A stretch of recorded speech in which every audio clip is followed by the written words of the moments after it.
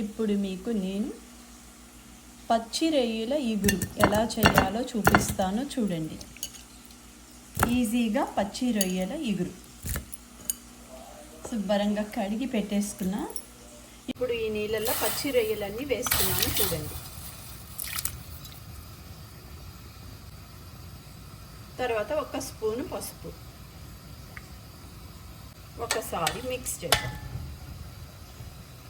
ఇగురికి కావలసిన మసాలా: పచ్చి కొబ్బరి తురుము, లవంగ, దాల్చిన చెక్క, ధనియాలు, కొంచెం నానబెట్టిన బాదం పలుకులు.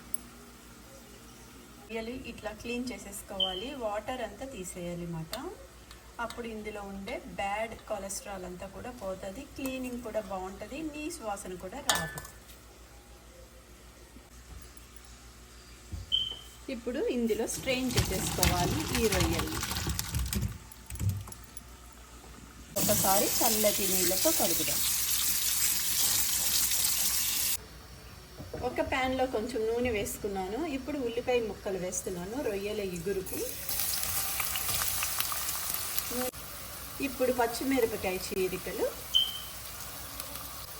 కొంచెం పసుపు, రుచికి సరిపడే ఉప్పు, రొయ్యలకి 1 స్పూన్ అల్లం వెల్లుల్లి పేస్ట్, ఒకసారి శుభ్రంగా కలుపుదాం.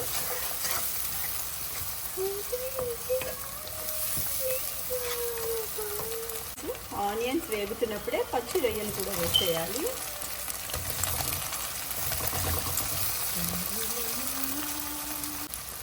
ఇప్పుడు ఒకసారి అంతా కలుపుదాం.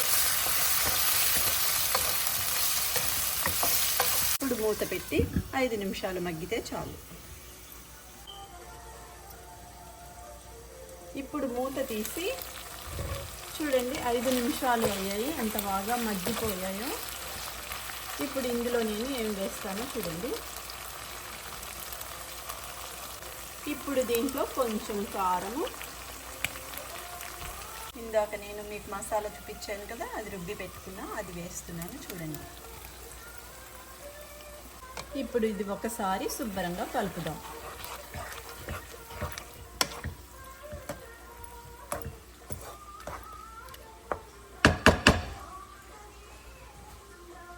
రొయ్యలు ఉడకాలంటే కొంచెం నీళ్ళు వేయాలి. నీళ్ళు వేస్తున్నాను, మసాలా నీళ్ళు. శుభ్రంగా ఒకసారి కలిపేసి ఒక 10-15 నిమిషాలు చిన్న మంటలో ఉడికితే చాలు. ఇప్పుడు మూత పెడుతున్నా.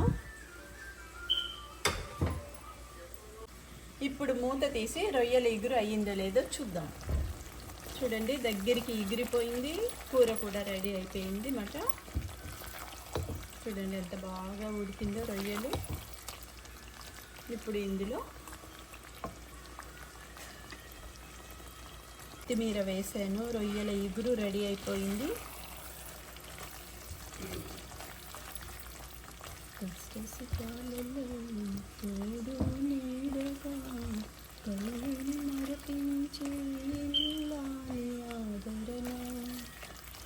రెడీ, రొయ్యల ఇగురు రెడీ.